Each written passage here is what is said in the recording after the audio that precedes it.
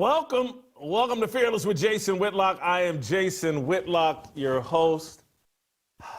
Let me tidy up here. Happy Tuesday.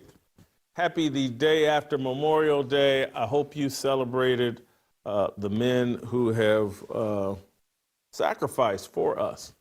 I hope you had a great 3-day weekend. I hope that you celebrated all that's made America great and the people. You know, and as I've told you guys previously on this show, it was, I think, black people, I believe in Virginia, that started the tradition of Memorial Day.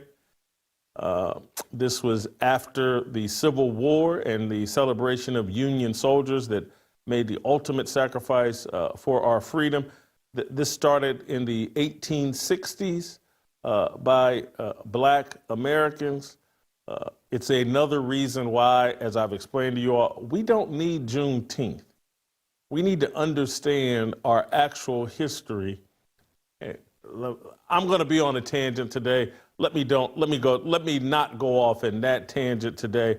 We have an excellent show planned for you that will start with a discussion of Caitlin Clark and her 2-week absence from the WNBA, at a minimum of 2-week absence from the WNBA, and how players around the WNBA are celebrating this.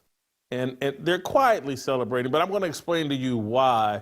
It's not a hatred so much of Caitlin Clark. It's a hatred of Caitlin Clark of what she's brought to the WNBA, and that's my eyeballs, your eyeballs, other people's eyeballs. I'm going to unpack it all here in a second. We'll bring Steve Kim on to discuss that. We'll also discuss Shannon Sharpe has canceled the 2025 Nightcap Tour, and they canceled is a strong word. They postponed it to 2026. We'll tell you what to read into that. And Skapinac, Jay Skapinac, is going to join us to help me break down what it is we watched last night with the Minnesota Timberwolves and the Oklahoma City Thunder. What is it that we saw from Anthony Edwards? Kind of mysterious and interesting, and it relates to what I'm going to talk about as it relates to the WNBA and just gambling, but don't let me ruin anything. Stay tuned. Action-packed, awesome show. I want to thank our friends at Relief Factor, and I personally want to thank our friends at Relief Factor for all the help they're providing me and many of my friends. Do you wake up every morning wondering how pain is going to affect your day? Deborah Ann from Massachusetts used to, but not anymore. Her story is Deborah Ann was dealing with severe hip pain. It didn't just take its toll on her every day. She had a horrible time sleeping virtually every night. She turned to Relief Factor, and after just 4 days, the pain was gone. Deborah Ann summed it up beautifully when she said, "I absolutely love how I'm feeling." If you're living with aches and pains, see how Relief Factor, a daily drug-free supplement, could help you feel better and live better. Join the more than 1 million people who've turned to Relief Factor, just like Deborah Ann. Call now to try their 3-week quick start. It's just $19.95. $20, you got a shot at relieving that pain that's compromising your life. 70% of the people that try the 3-week quick start circle back for a re-up because Relief Factor is working for them. It's certainly been working for me. It's certainly been working for Jeffrey Steele. You guys hear me talk about Jeffrey Steele, the country music singer, songwriter, legend. Bikes 30 miles every day. He's 63 years old. Relief Factor is a big part of the reason why he does and can. Visit relieffactor.com or call 1-800-4-RELIEF. That's 1-800-4-RELIEF.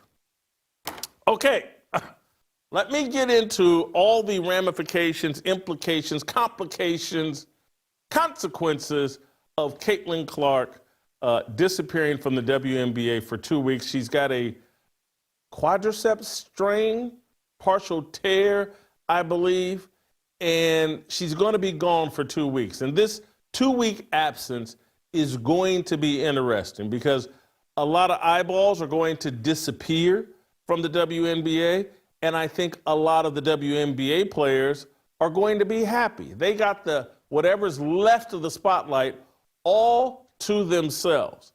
This is a return to normalcy and sanity for the WNBA. They're going to celebrate that they get to go perform in front of an audience that they're comfortable with. And so Caitlin Clark is not the object of the hatred of WNBA players. It's her fans, and they constantly talk about and try to demonize her fans. You've already seen Angel Reese and the WNBA.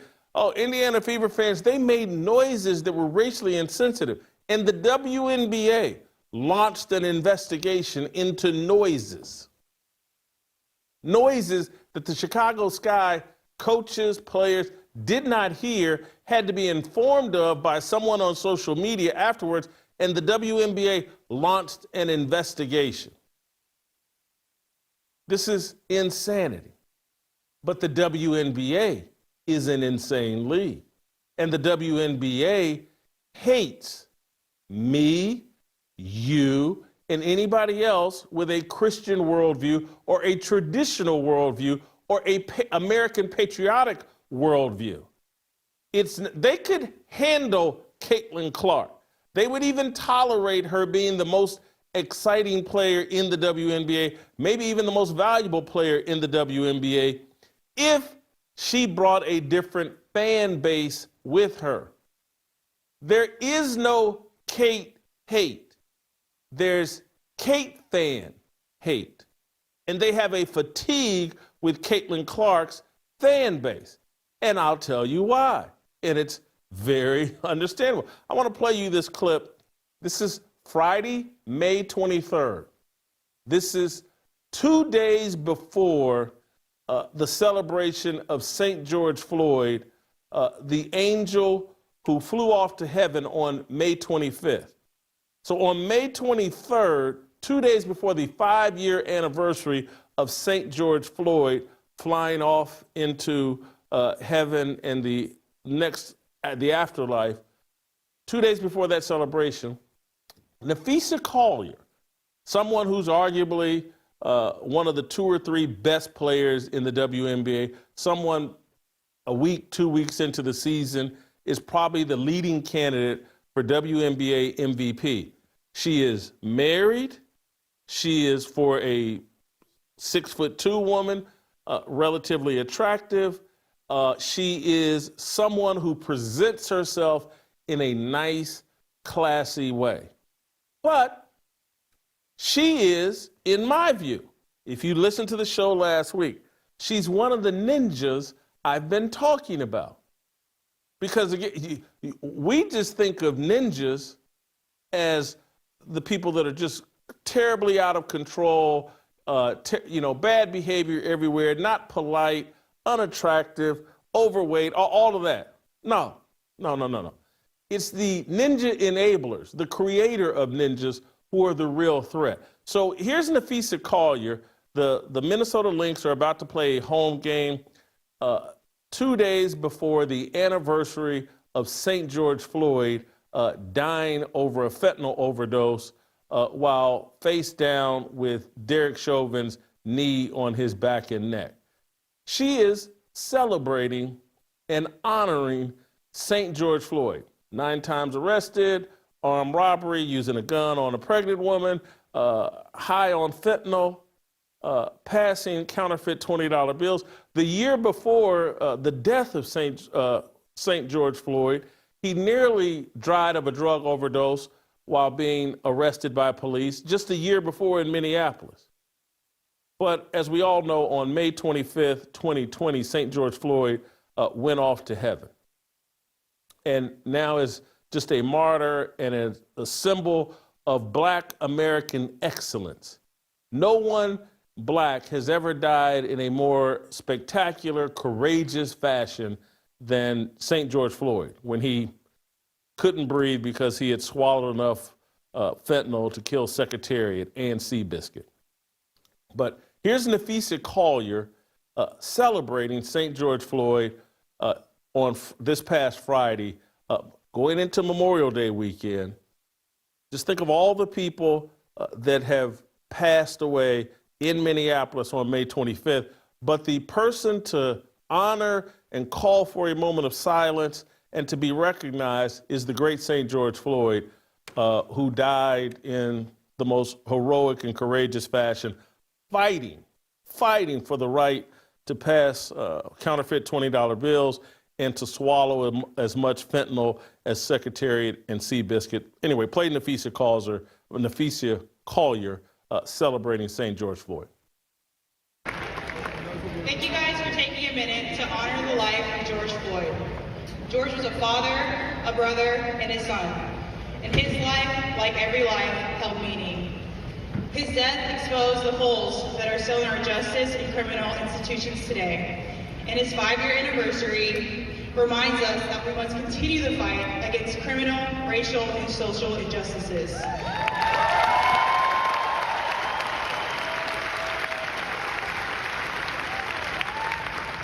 We cannot stay silent. Every life deserves respect and dignity. Thank you.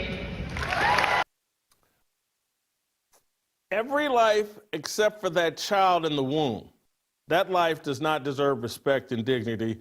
That life can be eviscerated at a woman's whim. But I digress. I don't want to go off on a tangent here. Let me stay on point here.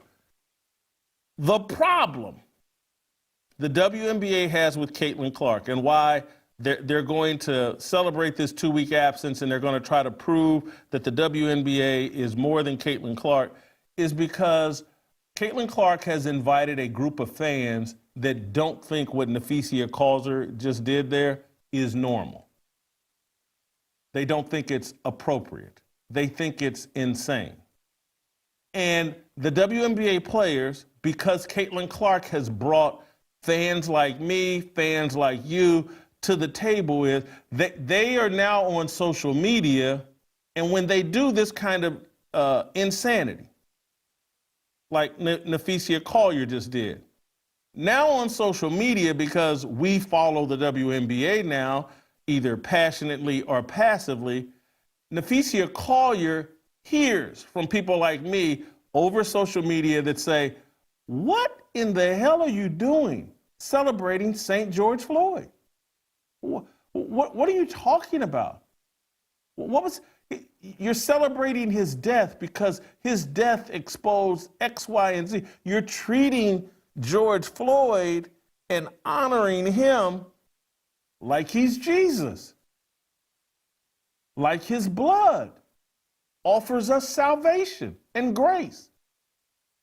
And so people like me who don't like idolatry, people that think that, hey man, I think we can do better than honoring, building statues, having remembrances for longtime drug addicts, longtime criminals. Like, there's a bunch of people from Minneapolis. Over the course of the history of Minneapolis, there has to be 1 million people that died on May 25th. And George Floyd is the one we honor. And so it's the conversation is people like me in the arena or in the conversation that are commenting on the WNBA. They want that to go away. They existed in a bubble where everybody that came to their games and everybody that paid attention to their games thought exactly like them. And so there would be virtually no pushback. Nafisa Collier could go out and say the most insane things, and no one would care. No one would bat an eye because they all virtually agreed. And people like me that didn't watch the WNBA, we may hear about it, but we'd be like, well, I don't watch the WNBA. And so I couldn't care less that those women are insane and let them and their 200 or 300 fans have that. If they want to do celebrations for George Floyd and have moments of silence, and everybody wants to evacuate, as soon as the national anthem is played, I didn't care because I wasn't watching. I had no interest in the league. And so Nafisa Collier, Asia Wilson, Dejanay Carrington, all the rest They want me to disappear. They want you to disappear. And they know the way to get us to disappear is by disappearing Caitlin Clark. Caitlin Clark for the next 2 weeks won't be playing in the WNBA. And most of us won't be watching the WNBA. I'm going to admit I'm still going to watch the Indiana Fever. I have that much of a WNBA sickness. Caitlin Clark has made me care greatly about Aaliyah Boston, has made me care greatly about Kelsey Mitchell. I certainly care a lot about Sophie Cunningham. I've copped to that. So I'm into the Indiana Fever in a sick way. I've got an illness. I like I'm from Indianapolis. I like the Indiana Fever. But the overwhelming majority of you, without Caitlin Clark, are going to disappear from the WNBA and just wait for Caitlin Clark to come back. And they're going to be happy because no one will be tweeting at them about the insanity of the things they do. If Angel Reese wants to throw up 30 bricks from 2 feet, less people will be talking about it because less people will be paying attention to the WNBA. They can go back to complaining about their pay, complaining about the patriarchy, complaining about white people. They can go back to doing what they do without any pushback from us. They don't hate Caitlin Clark. They hate her fans. They hate our values. They want to live in a bubble where they can do all their insane things without any pushback. Someone tweeted at me this weekend. Again, I've got this sickness. I pay attention to the WNBA, and I was watching the LA Sparks and Chicago Sky, mostly so I could watch Angel Reese miss layups. And just, she's chosen to be the rival of Caitlin Clark, so I root against the Chicago Sky. I'm hoping they go 0-44 or 0-45, how many ever games they're playing this year. I hope they lose them all. They're off to a great start. They're 0-3. They got the worst point differential in the NBA. Angel Reese has the worst plus-minus in the WNBA. I'm enjoying this. But someone that went to the game tweeted at me, took my daughter to an LA Sparks game yesterday, Memorial Day weekend, and not one mention of Memorial Day. Chicago Sky disappeared for the national anthem like it was a fire drill. But hey, we did get a firm reminder that hate speech won't be tolerated. Phew. Would have hated to accidentally respect the country that lets them play basketball for a living. Truly inspiring stuff from the WNBA. That's what they hate. That's a new fan that came to the WNBA because of Caitlin Clark and now is going to games and taking his daughter to games, and he's getting a taste of the atmosphere, and he doesn't like it. He's objecting to it. And that is a problem for WNBA players. It had been a little BLM rally, a small one inside these arenas, but it had been a BLM rally where everybody was comfortable, everybody was aligned perfectly in values. They all support the alphabet mafia. They all support disrespect of America. Most of them don't stand for the national anthem. It's all one big happy family. I'm going to have to apologize and pause. I got to go to the bathroom. I thought I was going to make it through I shouldn't have drank this green drink. But I got to go to the bathroom. I'm not done. I got to go to the bathroom. We'll play a commercial or two, and I'll be right back. You don't want to miss the finish of this.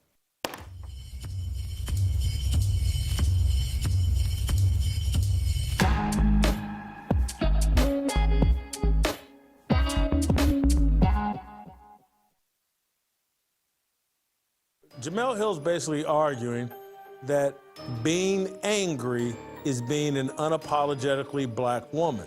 That that's who we are, and everybody must get on board with it. And she's shocked that divorce rate is astronomical, lack of marriage rate is astronomical. People are openly criticizing black women. Who wants to be around an angry woman? No one that I know. And Rooftop Korean, I'm about to come to you, but I want to give Shamika a final thought, and then I'm going to let you light yourself on fire so your Twitter mentions get lit up today, Steve. Anyway, Shamika, final thought. You know, every time my children say something to me, I tell them, so there's this one particular woman that we feel is always angry. And so I always tell them, now say that and hear her voice. Do you see where you could have been wrong? Or do you see where you could have said something different? Because we know that she's an angry black woman. So I just really want everybody to just kind of sit back and say, this is true. Let me assess myself and make sure I'm not falling into that category, because we need to stop lying about it. I've struggled with my health and weight loss most of my life, feeling sore, low energy, and having a hard time staying mentally sharp. But Relief Factor, it's changed all of that. I feel better, I move better, I think better. It's been a real transformation. And here's the thing, it's only $20 to try. If Relief Factor works for me, and I'm no easy case, it can work for anyone. Don't wait, call 1-800-4RELIEF or visit relieffactor.com.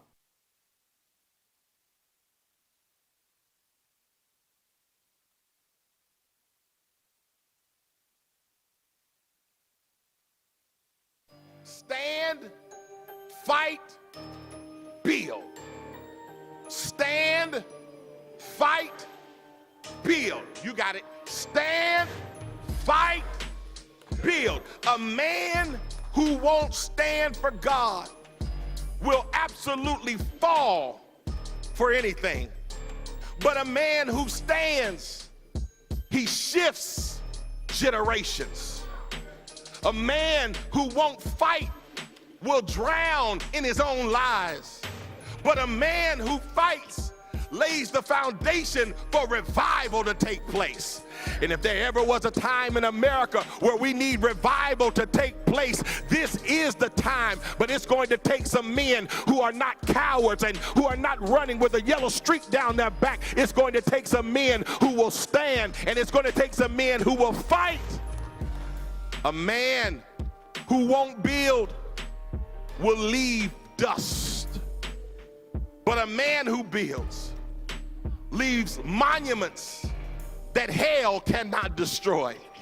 I don't know about anybody in here, but I'm gonna tell you right now, I'm trying to build something that hell cannot destroy. I'm trying to back hell up out of the south side of Chicago, and you don't have to look at me with that tone of voice. You ought to be trying to back hell up wherever you live. In your house, you ought to be building. On your block, you ought to be building. In your city, you ought to be building. This whole nation ought to be better, because what happens in this conference today, a group of men who have decided to stand, to fight, and to build.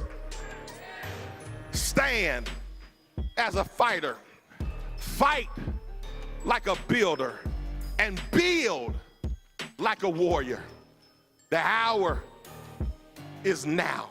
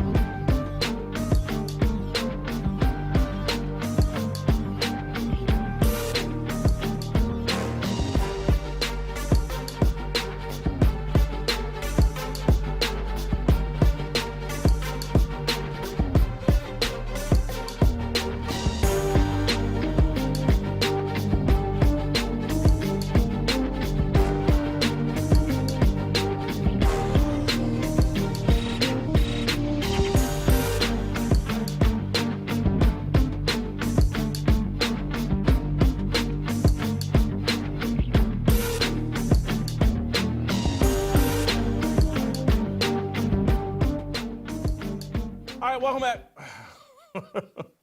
Hey, I'm sorry. When duty calls, I apologize. I think that's the first time that's happened on the show.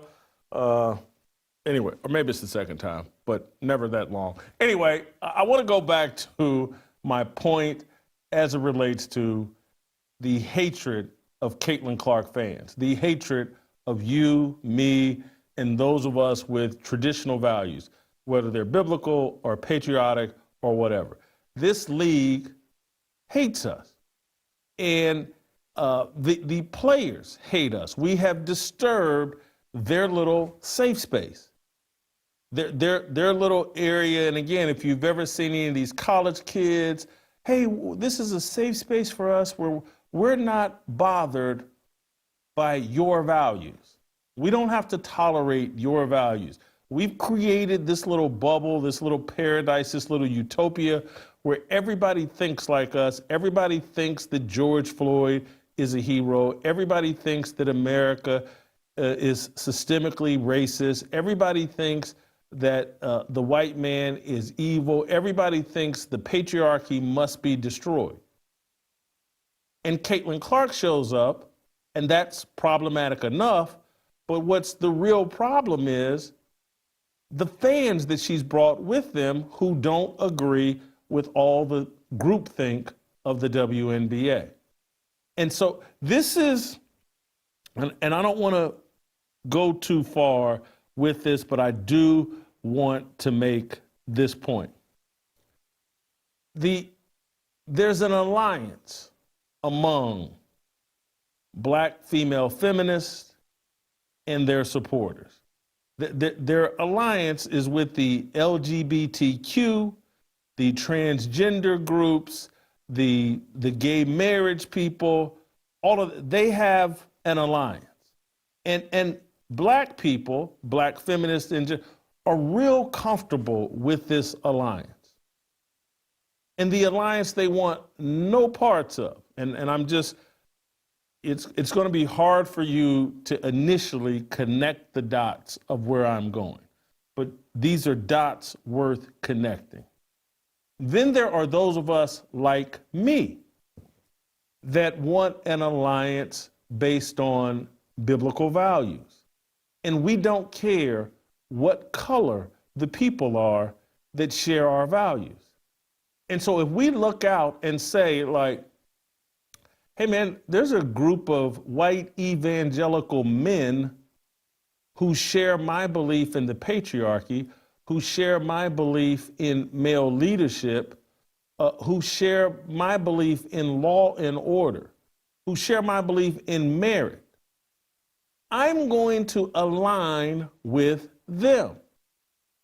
That will cost me, where people say, oh, you're a sellout, you're an Uncle Tom, I'm doing the same thing as you, just like you have an alliance with the LGBTQ. I could say, well, therefore you must be gay, you must be trans, you must be queer. And you say, well, no, I'm not those things. I really don't support those things. But I will have an alliance with them. But I'm the crazy person. I'm the crazy one that's like, I'm gonna have an alliance with these white evangelicals, see them as my allies because they have my values. You're going to align with people who you say you don't have their values. But since they believe in the Black feminist cult, you will align with them. And so a bunch of us that believe in the patriarchy, believe in male leadership, believe in the values expressed in the Bible, have shown up, gritted our teeth, and have enjoyed some of the WNBA product because of Caitlin Clark.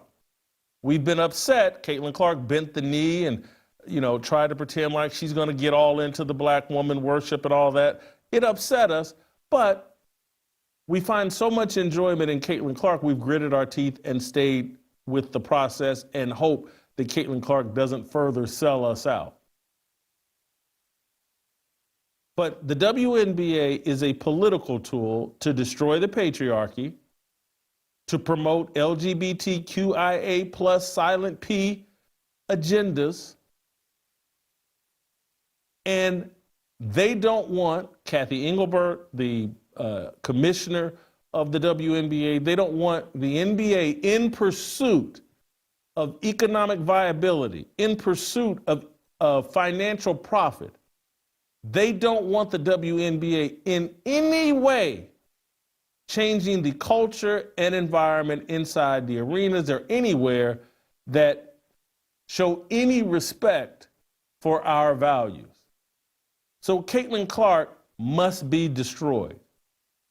And Caitlin Clark is being officiated and played against in a way that probably contributed to her quadriceps strain and probably will make it very, very difficult for her to go through these WNBA seasons unharmed, uninjured. Caitlin Clark had never missed a game at Iowa. I think they said she never missed a game in high school. She's 2 weeks into her second WNBA season, and she's out for 2 weeks. Coincidence? Not if you've watched her play, not if you've watched how rough she's allowed to be defended while the referees do nothing about it. And I'm not talking about just a bunch of dirty cheap shots like there were last year. I'm just talking about an overall 94-foot level of rough play that's allowed to be played against her. She can't say it. She can't complain about it. She just has to endure it. But other people should speak against it. And again, they're willing to destroy Caitlin Clark and the Golden Goose to keep their little utopian bubble and their little political tool. They don't want this league to be profitable. Not if it means, hey, we got to cater to, in any way, traditional sports fans. The WNBA is Wakanda for the LGBTQIA plus silent P crowd. It's Wakanda for the BLM crowd. It's Wakanda for the Marxists. They will not tolerate us. Anyway, I wanted to get that off my chest. Good luck to the WNBA over the next 2 weeks. Good luck. Angel Reese has said, she's the reason why people are showing up for games and why interest has increased throughout the WNBA. Well, we're about to find out if that's true. My understanding is the June 7th game, there was a rematch between the Chicago Sky and the Indiana Fever in Chicago. The market for those tickets have plummeted.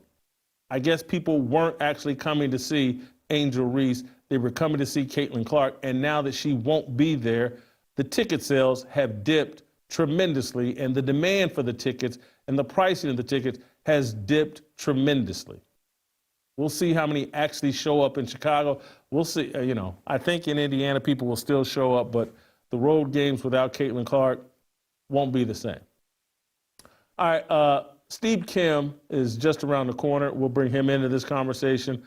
I want to tell you guys, this weekend I told you about Angel Studio's latest movie, The Last Rodeo. Angel Studio, they brought you The Sound of Freedom. They brought you The King of Kings. They have now come up with another movie, The Last Rodeo. It's tremendous, doesn't violate our Christian values. It's about an old cowboy who gets in the saddle once again, back in the rodeo. It's about healing broken bonds, facing the past, and proving that real courage means fighting for the people you love. It's raw, it's heartfelt, it's a tearjerker. It's in studios right now. Go to angel.com/Jason to grab your seats. Angel.com/Jason, in theaters right now, The Last Rodeo. Steve Kim, X.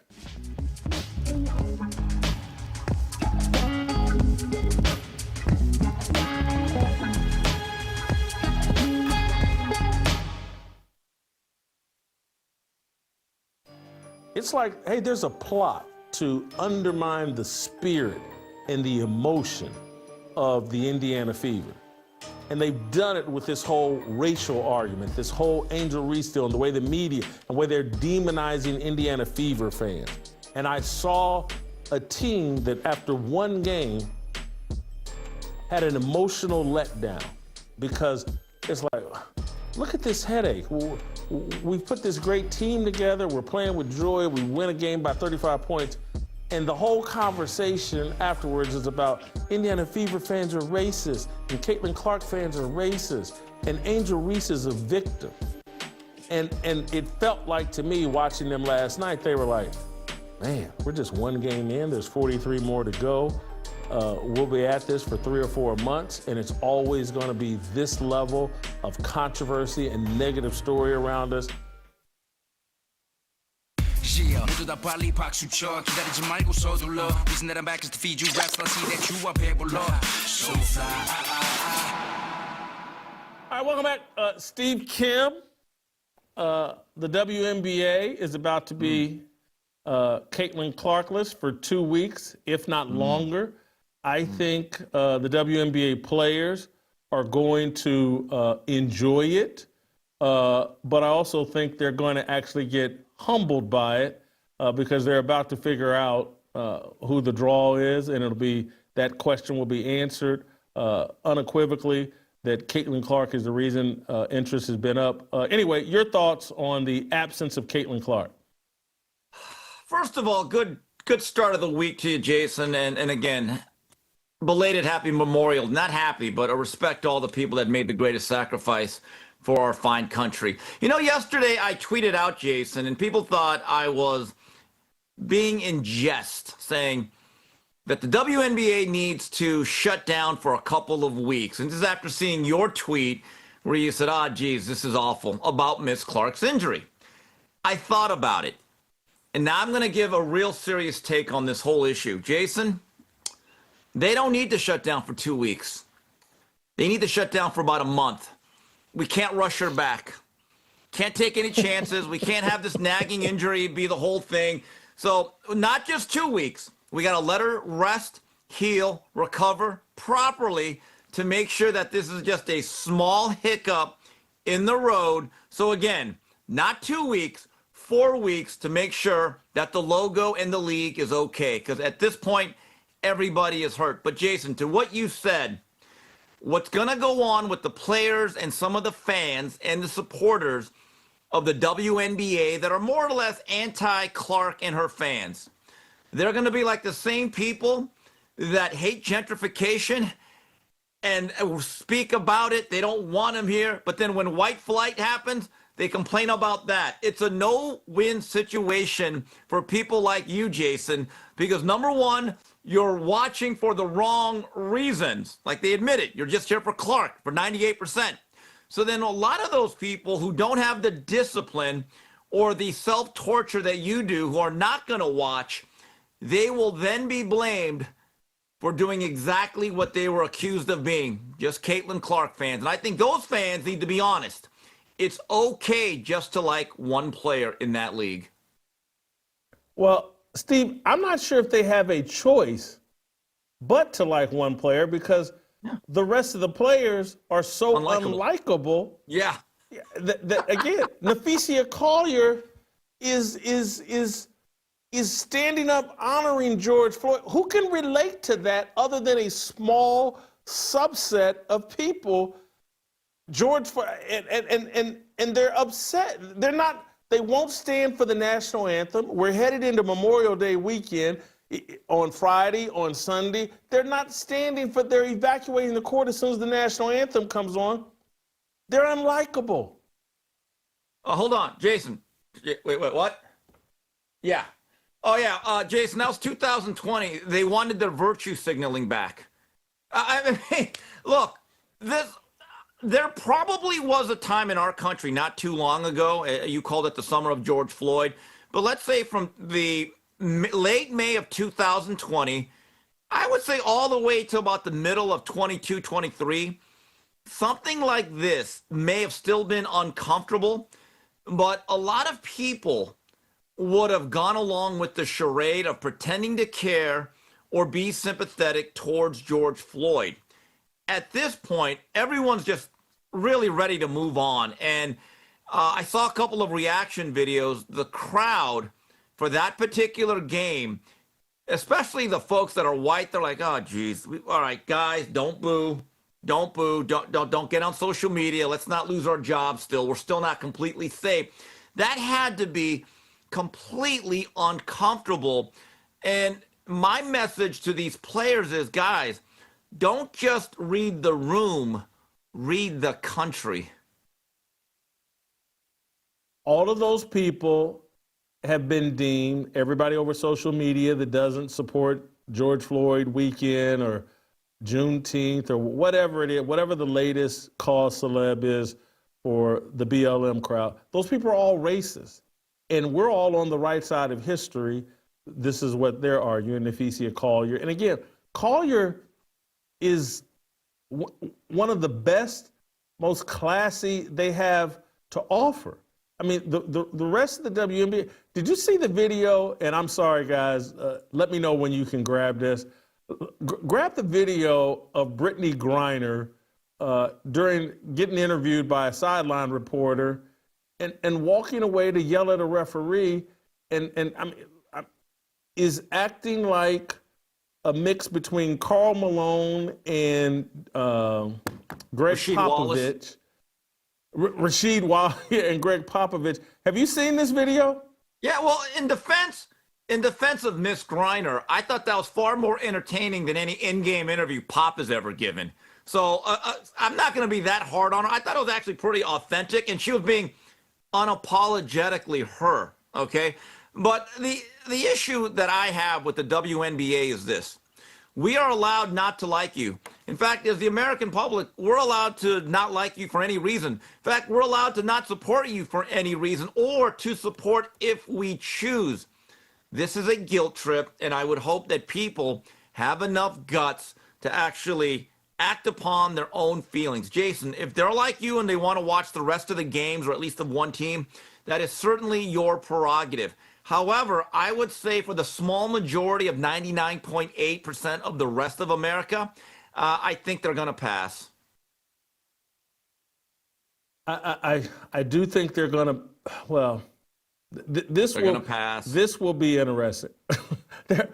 I can't wait to see what the ratings are for the Fever, because I'm going to continue to watch the Fever just in hopes that they, don't lose too many games and hurt their playoff seeding, because they're already off to a rough start. Steve, I know you don't watch it as intently as I do, but I think over the summer or whatever, over the winter, during the offseason, there's been an alliance among WNBA players that they thought they were hard on Caitlin Clark last year. There's not going to be cheap shots this year, but there's going to be a physicality to the way that they defend her, not in a cheap way, but just a physical. I haven't seen it. Maybe Michael Jordan, when he played the Detroit Pistons, maybe at the prime of Michael Jordan, was he roughed up in the way that Caitlin Clark is being roughed up. But the physical wear and tear on Caitlin Clark, I'm not surprised that 2 weeks into the season, she's already got an injury. Well, Jason, you talk about the relative slow start of that team. They added a lot of parts. And what are we, 3, 4, 5 games in? It's still very early in the process. But I'll take the flip side of that statement, Jason.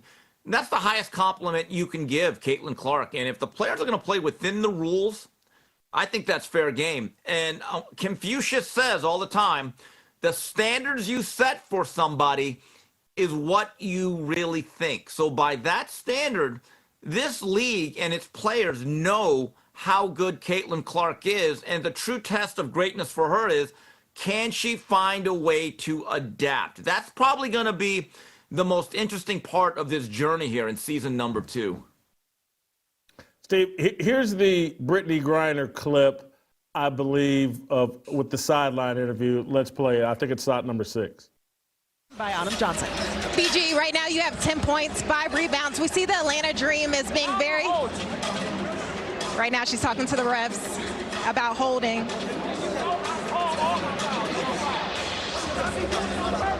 We're going to send it back to you guys. Very important question.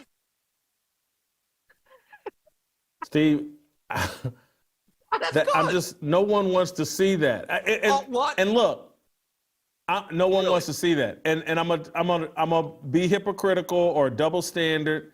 If that were a man in a men's league, I think people would be more tolerant of it. But to see women behaving that way, behaving as men, being as profane, being trying to be as intimidating, and again, this is why they don't want fans like me paying attention. That kind of stuff could go on in the old days, and it would be a tree falling in the woods. No one would complain because no one saw it.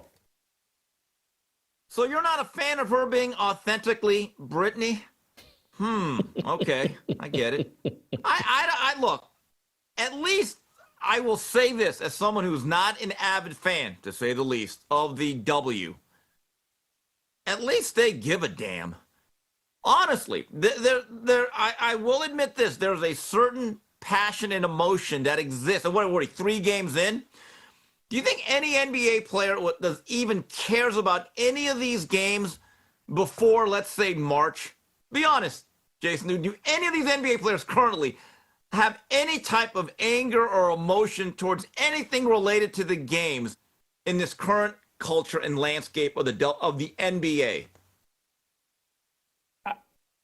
You're accurate. I'm going to give the men a defense.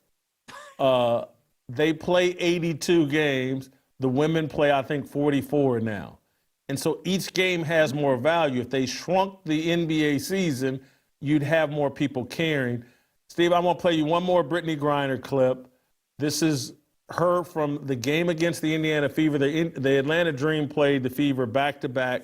And then there was this controversy about a foul that was called on Brittany Griner and whether or not she said, white girl trash or, effing white girls. The call was effing trash. Did you catch any of this? And yeah. I've seen people say, look, she's saying whack call, not white girls. Anyway, your thoughts. I can't believe this. I'm going to be like Johnny Kimkren. I'm almost acting as the defense attorney for Miss Griner.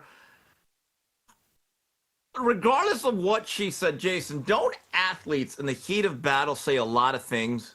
A lot of things they may not mean, a lot of things that may be out of bounds, many things that aren't politically correct. I would say, look, she got heated. She has to understand the cameras are on her. I think a little bit too much is being made of this, but with the admittance, if that was a white player who said the opposite things about a black player, the usual suspects would have their 10,000-word think pieces and smear campaigns ready to go. That I will admit. Steve, I'm right there with you. It doesn't matter to me what Brittany Griner said there in the heat of the moment. You're absolutely right. If Caitlin Clark's on camera mouthing the words black girl, it doesn't matter in what context she'd get strung up. I think as it goes either direction, this is a big nothing burger. It happens to everybody in the heat of competition. This is locker room talk, and so it's not. I would move away from this. Not a big deal, but I'll go back to my original point though. This is why they don't want Caitlin Clark fans paying attention, because we'll question things that previously would never be questioned. So it is what it is. Steve, I want to play you one other thing, different topic. Shannon Sharpe is canceling his Nightcap 2025 tour, or in the words of the media, he's postponing it a year. Here's Shannon Sharpe announcing that he and Ocho Cinco won't be on tour in 2025. Guys, I want to make an announcement. Guys, we've decided to postpone the Nightcap Tour. We look forward to seeing you guys in summer of 2026. It's going to be even bigger, even better. But Ocho and I have come to the conclusion that this is the best thing as of right now, was to postpone the tour. We look forward to seeing each and every one of you in 2026. Some of you guys that have already got the tickets, you probably received the emails and further instructions, but I want to thank you for your support. Ocho and I want to thank you, and everybody at Nightcap want to thank you, but we've postponed the tour until 2026. I think this is a smart move by Shannon Sharpe and Ocho Cinco. I think it's inevitable. I think it was kind of outside their control. I would imagine their sponsors were uncomfortable with Shannon going through this lawsuit. And just respond to that, and then I'm going to unpack a second layer. Well, I think it's naive to think that external factors regarding Shannon Sharpe, which we've talked about at length, did not have an impact on this decision. In addition to everything you say, Jason, I can't add much more. I wonder if ESPN's saying, hey, if we want to salvage this, let's let the heat die down. Let's let people focus on the next, I don't know if we call it a scandal or story, and let's regroup at the beginning of the year. That's my gut feel on this whole situation. That mine as well, but I would add this. Shannon Sharpe and Ocho going on a tour. What kind of crowd are they going to attract? Is it going to be the rap, hip-hop crowd? Is it going to be, for lack of a better term, a ghetto event based off of, the way they present themselves? I think it would be a ghetto event. And I think sponsors and people are like, well, hold on. If we go on a tour and attract 3 to 5 to 7 to 10,000 people at an arena, and are we going to have the ramifications that come along with anytime you host a rap concert, security's on high alert, anytime rap music or that energy is being pushed into the air, what you run into potentially, Steve, I don't know if you saw this, but down in Myrtle Beach, South Carolina, Bike Week in Myrtle Beach, it's Black Bike Week, and 10 people got shot, maybe 11 were injured. And this is all on some some boat that was going down the river or going down the water. And when they disembarked, a fight broke out. 10 people end up getting shot. And when you have large crowds of black people listening to hip hop music, drinking and smoking weed, you can pretty much guarantee that's a Molotov cocktail for problems. And if Shannon Sharpe and these guys were out touring and one of these things popped off at their event, his brand is dead. Yeah, so that boat turned into a battleship. Okay, well, this is another thing that I was thinking in terms of the demographic or the profile across the board of the audience they would attract. Now, I'm going to go a different direction here, Jason. You're talking about the public perception, how do corporate entities look at this, and also sponsors. That's very important. But Jason, can we be honest?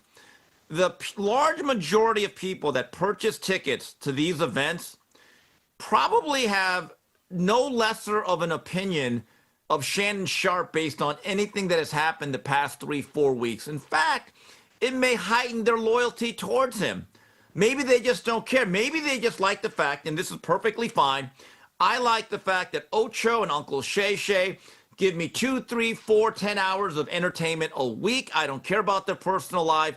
And also, to go to your direction a little bit, if you're buying a ticket for modern day hip hop and one of the performers gets caught with gun charges, or drug charges, you know what? Those fans might say, wow, they really keep it real. I'm really excited about seeing this guy in person. So the actual demographic that may be showing up to this event, from a particular viewpoint, they probably don't even care about what is going on or circulating with Shannon Sharpe. In fact, it may actually heighten their appreciation of him. Luke, get out here. I got a question. We've only got, Luke watches a lot of Nightcap. Luke is like 20, 21. Luke likes rap music. We've been working on it. We've been performing exorcisms and everything, trying to get it out of him. I'm trying to turn him on to country music. But Luke actually watches Nightcap. And so, Luke, I wanted to, if the Nightcap was coming on tour here to Nashville, Tennessee, would you go? Yeah, because I think.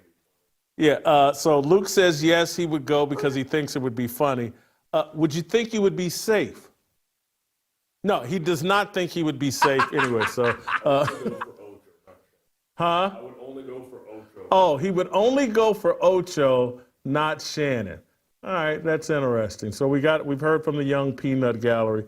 He would go. He wouldn't feel safe.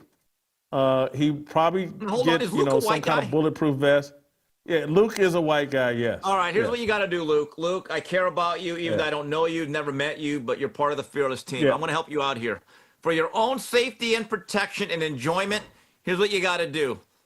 Get 2 or 3 of your black friends, if you have any, and buy their ticket to make sure that you get safety. Get the cred. It'd be like your version of checking in. Buy all their drinks, get them dinner. In fact, you know what? They don't even have to be your friends. Put out an ad. Needed. A couple of brothers. Let them be your S1Ws to be your Chuck D. Steve, that's pretty good. Thank you. You know what? I'm going to let you go on that note. I want to get to Jay Skapinac. I want to talk about last night's Western Conference Finals. Steve, thank you so much. Hey, guys, if you enjoy what we're doing today, make sure you go to fearlessmission.com. Use the promo code FEARLESS. You'll save $20 right now off of our annual plan. That'll get you access to everything that I do here, everything we do at Blaze. Fearlessmission.com. It's important. It's vital, guys. Go to fearlessmission.com. Use the promo code FEARLESS. $20 off your annual subscription right now. Don't go anywhere. Jay Skapinac, Skap Attack. Next.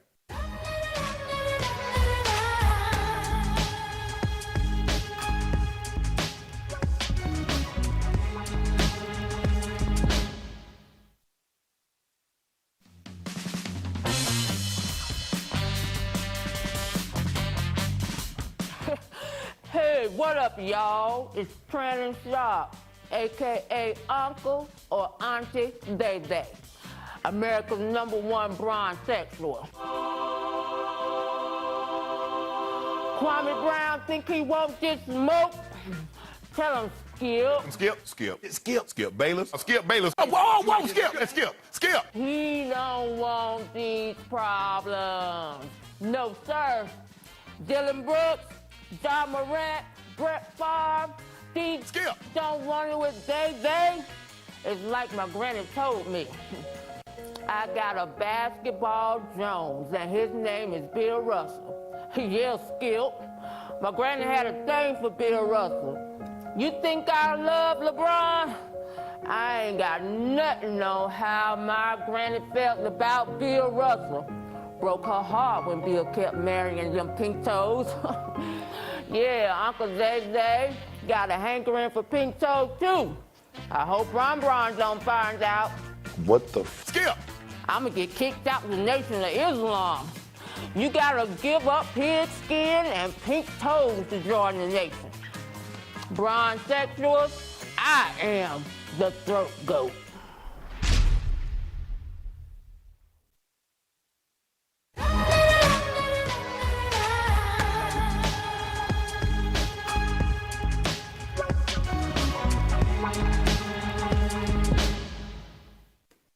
All right, welcome back, Skap Attack.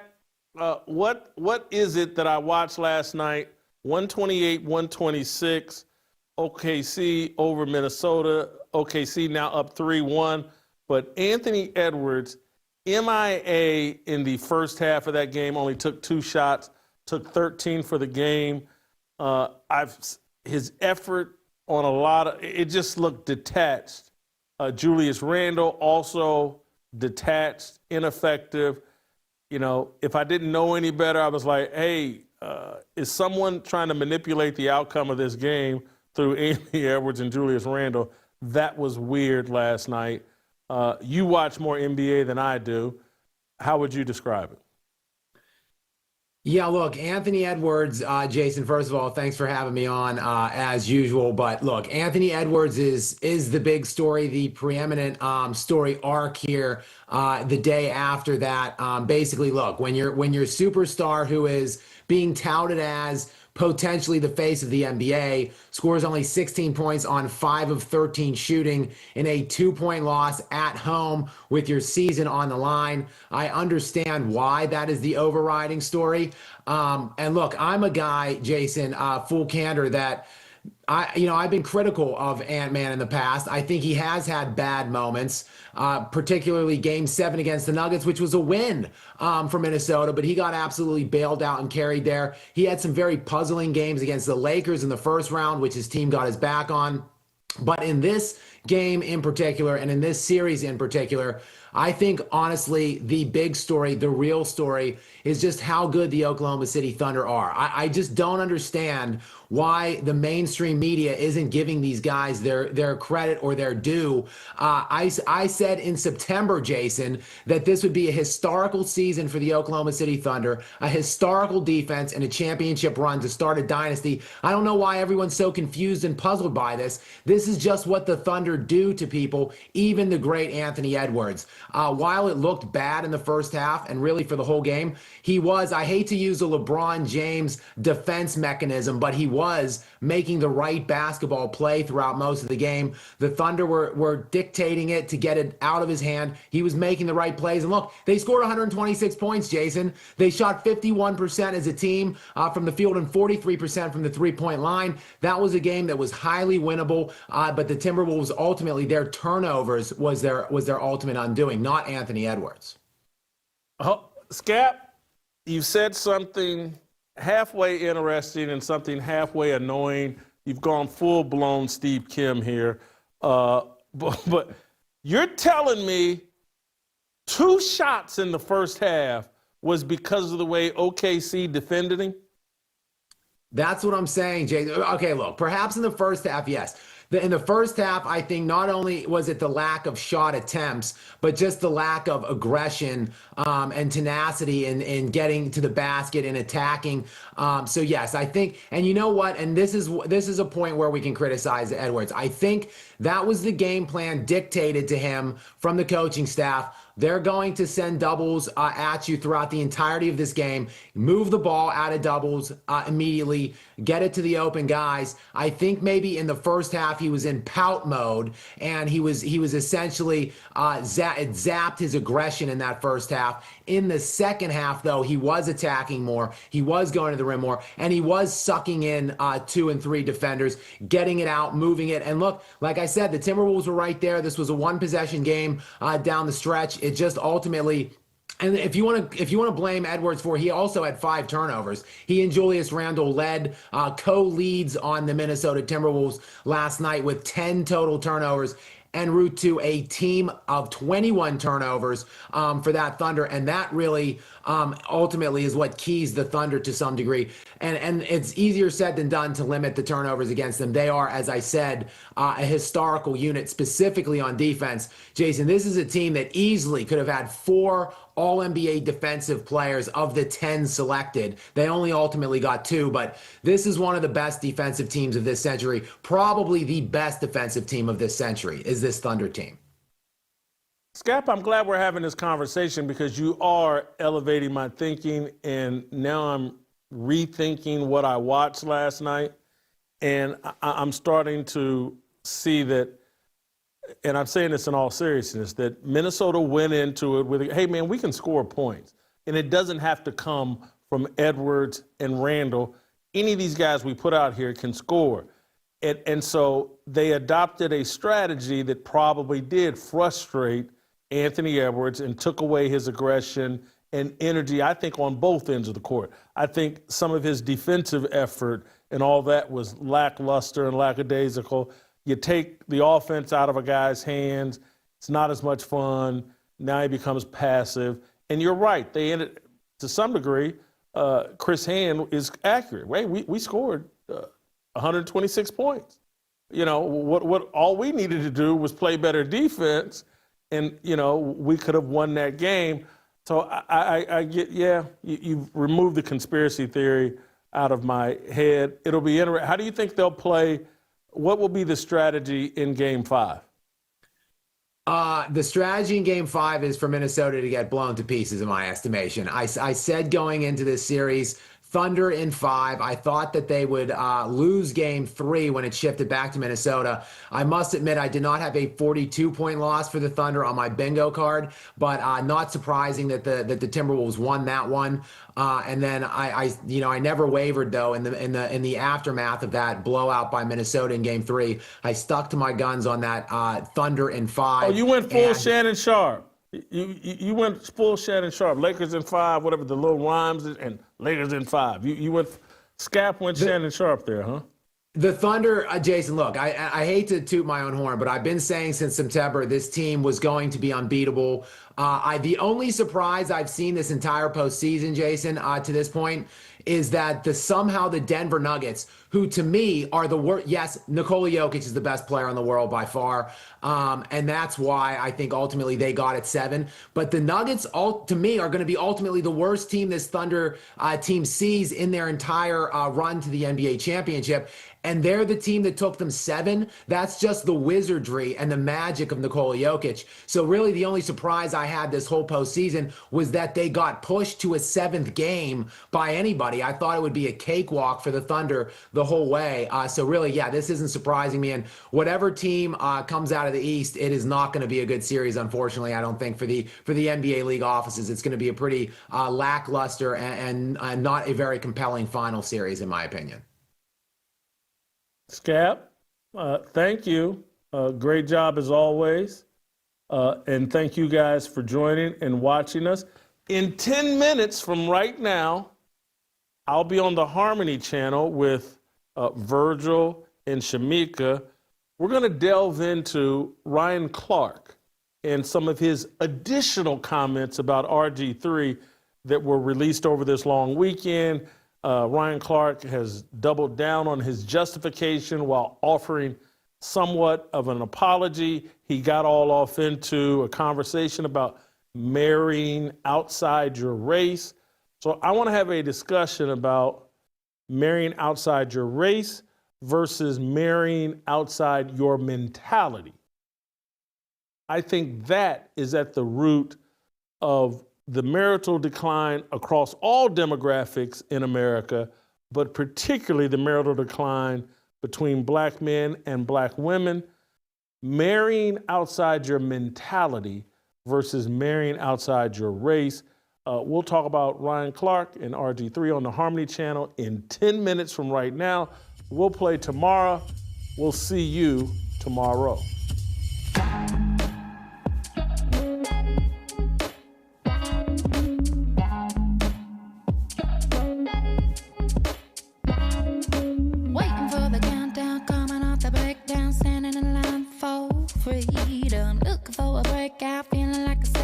Nothing in life like freedom. Came like a fighter, striking like a ladder, making all these moves for freedom.